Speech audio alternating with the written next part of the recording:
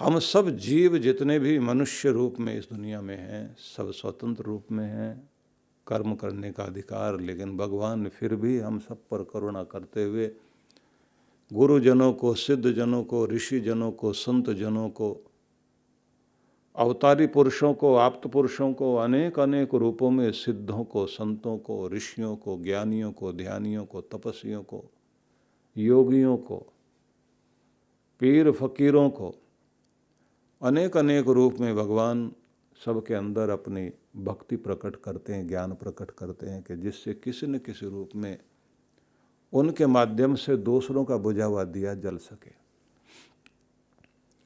इस रूप में जब हम ध्यान करते हैं तो हमें बहुत सारे संतों का परिचय मिलता है और सभी की वाणी कह पाना इस समय संभव नहीं होगा, लेकिन जरा सोच कर के देखिए, जिस किसी घर में भगवान की भक्ति होती थी, धन सिंह नाम का एक बालक अपने घर के अंदर पंडित को पूजा करते हुए देखता है और जिद करके उससे एक शालिग्राम मांग लेता है, और फिर उस व्यक्ति के जीवन में भक्ति इतनी बढ़ गई क्योंकि उसको नियम बता दिए गए थे, भगवान को भोग लगाकर खाना है। मजे की बात यह थी कि जब किसी पत्थर में व्यक्ति पत्थर की भावना नहीं, भगवान की भावना करता है और कण कण में बसे हुए परमात्मा से अपना हृदय जोड़ता है, तब उसको उस छोटे से कण से भी भगवान की अनुभूति होती है। और जिस व्यक्ति के अंदर श्रद्धा भावना नहीं होती, उसके सामने भगवान साक्षात भी पहुंच जाए तो अनुभूति नहीं होती। कृष्ण स्वरूप के समक्ष खड़े होकर के दुर्योधन को कोई फर्क नहीं पड़ा, कंस पर भी कोई असर नहीं आया। रावण राम जी के समक्ष खड़ा रहा, लेकिन क्या वो पहचान पाया उनके स्वरूप को? अहंकार और व्यक्ति का पाप व्यक्ति की स्थितियां बदल देता है, और प्रभु की चर्चा भी और उस तरफ रुचि भी तभी जागती है जब हमें पिछले कुछ पुण्य और पिछली कुछ करनी होती है। अन्यथा फिर वही बात है, तुलसी पिछले पाप से हरि चर्चा न सुहाए। जैसे ज्वर के वेग से भूख विदा हो जाए, बुखार आता है, भूख भाग जाती है, तो इंसान को फिर भगवान की चर्चा अच्छी नहीं लगती। और वही व्यक्ति, वही बालक अपनी भक्ति से भगवान को प्रकट करता है, भगवान को भोग लगाता है, और धन्ना जाट के नाम से उसको हम लोग जानते हैं। अद्भुत व्यक्ति रहा। सावंता माली, सैना नाई, सदना कसाई, गोरा कुम्हार, कर्मा बाई, मीरा बाई, सहजो बाई, दया बाई, न जाने कितने कितने संतों का वर्णन आता है। ये ही कुछ नहीं, नरसिंह मेहता से लेकर के संत एकनाथ, संत तुकाराम, संत टुकड़ो जी महाराज, एक बहुत बड़ी श्रृंखला है। और आश्चर्य होता है कि जब हम इन सबकी वाणी या फिर हम संत तुकाराम के अभंग पढ़ते हैं, संत नामदेव की वाणी पढ़ते हैं, तो ऐसा लगता है कि सारे शास्त्र उनके अंदर बोलते हुए नजर आते हैं। इसलिए किसी एक पर चर्चा हम करें, या फिर वो संत नाभादास हुए जिन्होंने सारे संतों की वाणियों को एक जगह जोड़कर और छप्पे लिखने शुरू किए। 6 लाइनों में एक एक महान पुरुष का चरित्र प्रकट करना शुरू किया, कथाएं कही। अलग अलग तरह के महान पुरुषों ने भक्ति जगाई। 15वीं शताब्दी में, आज से 600 साल पहले, काशी के अंदर जिस समय ज्ञान का केंद्र, भक्ति का केंद्र, धर्म का केंद्र, व्यापार का, उद्योग का केंद्र काशी बना हुआ था, उस समय लहर तारा तालाब के अंदर कमल पत्र पर एक बाल शिशु को, एक छोटे से नवजात शिशु को एक नीमा और नीरू जुलाहे ने, पति पत्नी ने उस बालक को देखा, जिसे कहा जाता है कि किसी विधवा ब्राह्मणी के कोख से उत्पन्न हुआ बालक था। उस समय की परंपराएं बड़ी विचित्र थी। उनका कथन करना उचित नहीं होगा। और ये सौभाग्य नीरू और नीमा को मिला कि उन्होंने उस बालक को पाला।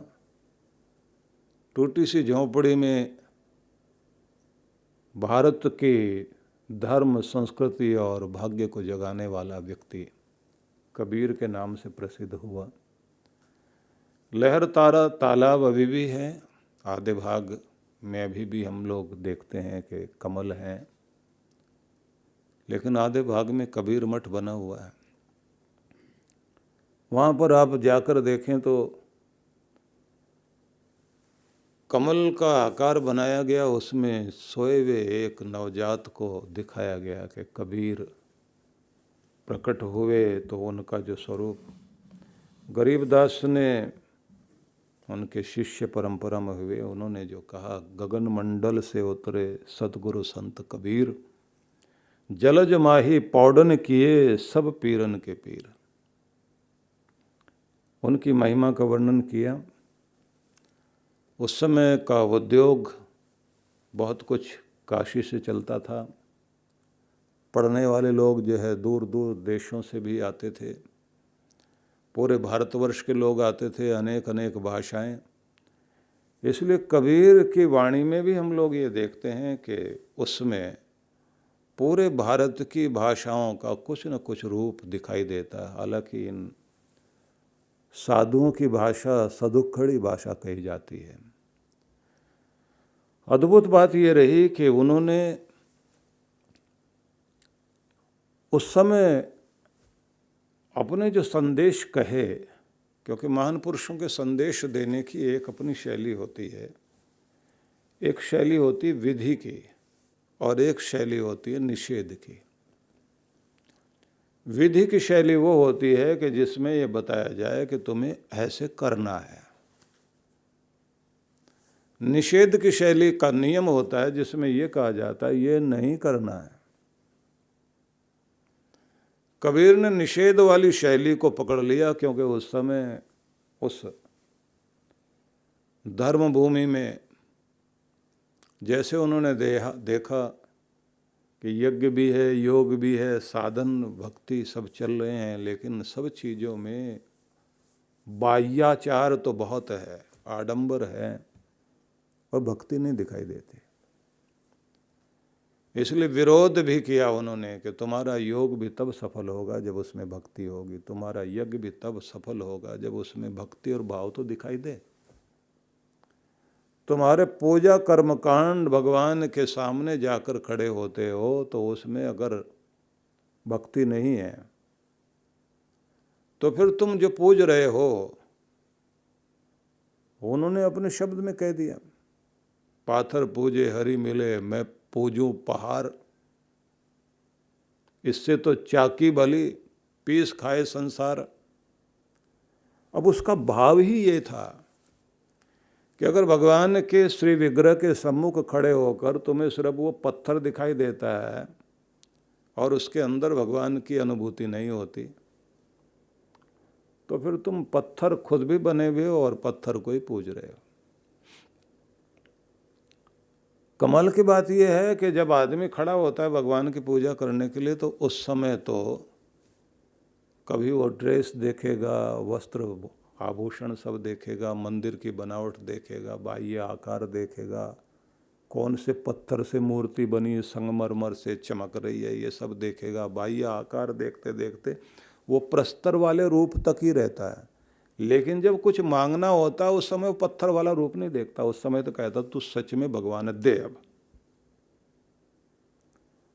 उस समय कोई उससे पूछे कि जैसे तू बाहर का आकार देख रहा था तो अब क्यों मांग रहा है, अब भी वही भावना बना के मिलने वाला नहीं है, इसलिए मिलता नहीं। और अगर व्यक्ति के अंदर वो भाव आ जाए कि जो कण कण में बसता है, जो सर्वव्यापी परमेश्वर है, वो यहाँ इस रूप में सामने मैं अनुभव करते हुए इस माध्यम से ही उस पर ब्रह्म परमेश्वर की आराधना कर रहा हूँ। इस माध्यम से मेरी प्रार्थना और मेरी पूजा सर्वव्यापी परमेश्वर तक पहुँच रही है, तो आपको उस समय वो अनुभूति होने लगती है। कबीर ने सब तरह की चीज़ों पर चोट भी मारी, लेकिन ये भी एक बात है,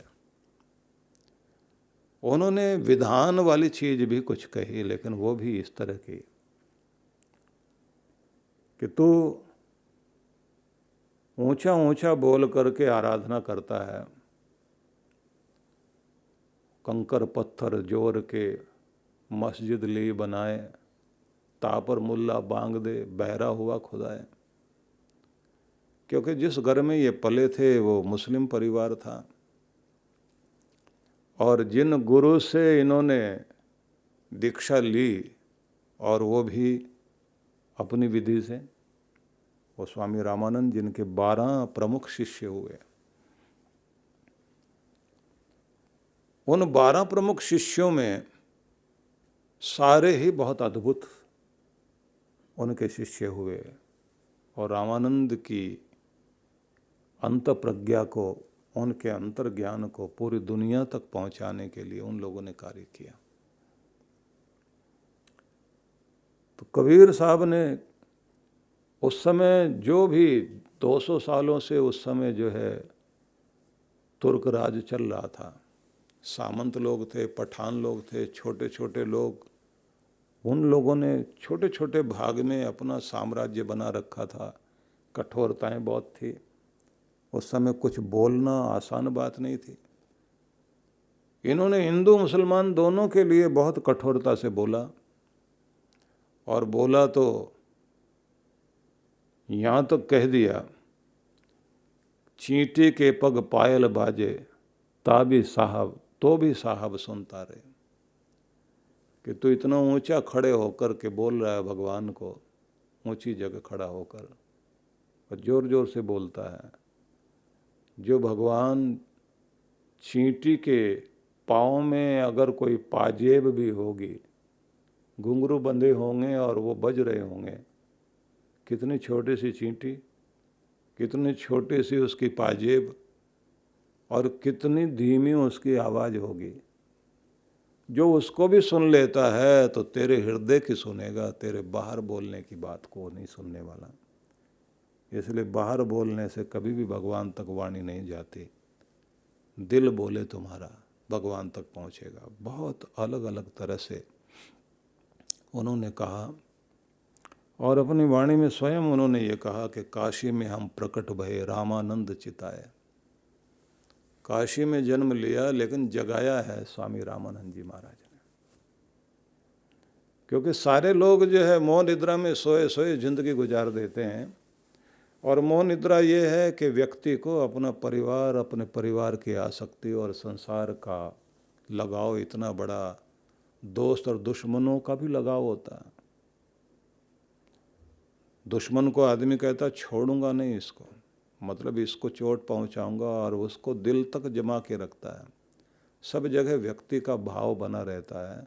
इस सबसे ऊपर उठाने के बाद जो हमें सच में भगवान के लिए जगा दे, वो तो सद्गुरु ही होता है। तो ऐसे महान पुरुष कबीर के संबंध में हम लोग आज थोड़ी चर्चा करेंगे, उनकी वाणी पर भी थोड़ी चर्चा होगी। लेकिन उससे पहले मैं आप सबसे एक बात जरूर कहना चाहूँगा कि बहुत तीखे तेवर वाले संत कबीर ने, जिनको कुछ लोगों ने ये कह दिया कि वो प्रहलाद के अवतार थे, ऐसा भी कहा जाता है। कुछ लोग ये मानते हैं बड़े चमत्कारी पुरुष थे, कुछ कहते हैं भगवान के अवतार थे, कुछ लोग ये मानते हैं कि एक संत कवि हुए हैं।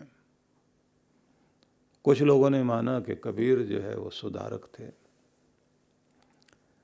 अलग अलग तरह की लोगों की भावनाएं रही, लेकिन ये बात ध्यान रख लीजिए कि उस समय जुलाहा जुलाहा कहकर के लोग अपमानित करते थे उनको, क्योंकि परिवार के अंदर जुलाई का काम होता था, जाति भेद बहुत बड़ा था। स्वामी रामानंद के दर पर वो पहुँचे थे, पंचगंगा घाट जहाँ उनका आश्रम था। तो पूछा, भाई कौन जात हो? तो कहा जी जुला। तो यहाँ नहीं घुस सकते, निकलो बाहर। बाहर कर दिया गया। लेकिन उनकी वाणी से और उनसे वो इतने ज़्यादा प्रभावित थे स्वामी रामानंद जी से कि उनकी दीक्षा लेकर छोड़ी उन्होंने।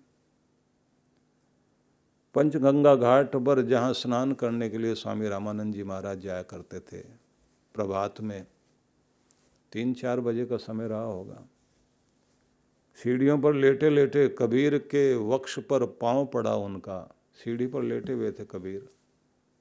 स्वामी रामानंद स्नान करके जैसे बाहर निकले, अंधेरे में देखा नहीं उन्होंने, जैसे पांव रखा तो कबीर की छाती पर पड़ा और ये राम राम कहते हुए पीछे हट गए। इन्होंने पांव पकड़ लिया और ये कहा, प्रभु चरण स्पर्श भी हो गया और नाम भी मिल गया। अब वो नाम का सहारा लेकर के उसी को उन्होंने जाप करते रहे। और उस दिन ये कहते हैं कि कबीर ने जाकर अपने घर में वैसा ही रामानंदी तिलक लगाया, गले में कंठी माला डाली। माँ ने उससे पूछा कि तू ये क्या भेष बनाया है? बोले हमने दीक्षा ले ली है, साधु हो गए हैं और हम स्वामी रामानंद के शिष्य बन गए हैं।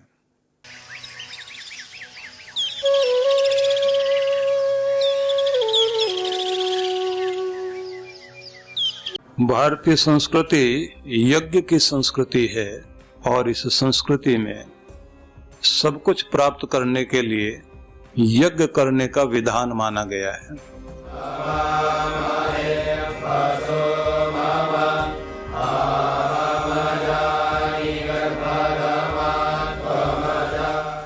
आज के इस माहौल में, इस दौर में बहुत आवश्यकता है मनोबल भी बढ़े, धन बल बढ़े, जन बल बढ़े, संगठन बल भी बढ़े, बुद्धि बल भी बढ़े, ये सारी शक्तियां हमारे पास हो। ऐसे में हमें एक अवसर और मिलेगा कि हम अपने श्री यंत्र की प्राण प्रतिष्ठा भी करा सकेंगे।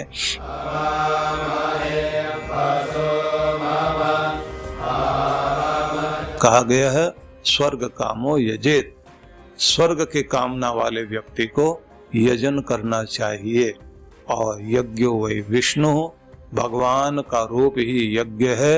आहुति दी गई, भगवान को प्राप्त हुई, भगवान प्रसन्न हुए और आपने प्रार्थना की, उन्होंने तथास्तु कहा तो आपका काम बन गया।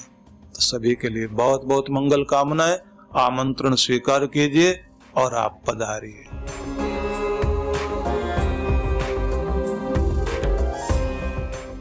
सद्गुरु श्री सुधांशु जी महाराज द्वारा मानव सेवा को समर्पित संस्था विश्व जागृति मिशन वर्ष 1991 से धर्म, समाज एवं मानवता की सेवा में संलग्न है। यह संस्था 90 मंडलों, सेवा केंद्रों के माध्यम से न केवल भारत अपितु देश के बाहर अनेक देशों में सेवा के कार्य कर रही है। संस्था की स्थापना से लेकर अब तक विगत 30 वर्षों में जहां लोगों को सन्मार्ग पर प्रेरित करने के उद्देश्य से गुरुवर ने 7000 से अधिक प्रवचन दिए हैं, वहीं देश के राज्य की राजधानियों व प्रमुख नगरों में लगभग 40 आश्रम, 25 मंदिर, सत्संग भवन व ध्यान साधना केंद्रों का निर्माण हुआ है। दिल्ली में करुणा सिंधु धर्मार्थ अस्पताल एवं फरीदाबाद के आरोग्य धाम अस्पताल में लाखों जरूरतमंद रोगियों का उपचार व ऑपरेशन किया गया है। अनाथ गरीब बच्चों के लिए सूरत में अनाथाश्रम, दिल्ली एवं कानपुर में गुरुकुल, फरीदाबाद में ज्ञानदीप विद्यालय, मुरादाबाद में सृजन प्राइमरी स्कूल, झारखंड के रुक्का खूंटी गांव में आदिवासी बच्चों के लिए 2 पब्लिक स्कूल समेत दिल्ली में उपदेशक महाविद्यालय भी बनाया गया है। इन शैक्षणिक संस्थाओं में लगभग 2500 बच्चों को शिक्षित व संस्कारित किया जाता है। दिल्ली के आनंदधाम आश्रम में जहां वृद्धाश्रम एवं वानप्रस्थ संचालित हैं, वहीं आश्रम की कामधेनु गौशाला में 125 गौओं की सेवा की जाती है। कामधेनु गौशाला की तरह ही देश के प्रमुख नगरों में 7 अन्य गौशालाएं भी संचालित हैं। साथ ही पूजा पाठ, यज्ञ अनुष्ठान से लोगों में धार्मिक भावना जागृत की जाती है। ओम अग्नये सप्तजिह्वाय स्वाहा, ओम अग्नये हव्यवाहनाय स्वाहा, ओम अग्नये शोधनजाताय स्वाहा। गरीब जरूरतमंद महिलाओं को सक्षम बनाने के लिए जहां कई तरह के प्रशिक्षण दिए जाते हैं, वहीं गरीब कन्याओं के विवाह में सहयोग भी किया जाता है। प्राकृतिक आपदा जैसे कि बाढ़, भूकंप, तूफान आदि में जहां मिशन द्वारा प्रधानमंत्री राहत कोष में सहयोग किया जाता है, वहीं जैसे वर्तमान में चल रही महामारी कोरोना संकट काल में जरूरतमंदों को भोजन, राशन किट व सांसों के संकट से जूझ रहे जरूरतमंद मरीजों को देश विदेश से मंगाकर ऑक्सीजन कंसंट्रेटर बांटे गए। मानव सेवा को ईश्वर भक्ति मानते हुए सेवा परमो धर्म के भाव से विश्व जागृति मिशन के सेवा कार्य निरंतर जारी हैं। आइए मिशन के सेवा पथ पर बढ़ते कदमों में कदम से कदम मिलाकर चलें और मानवता की सेवा में दान सहयोग कर पुण्य के भागीदार बनें।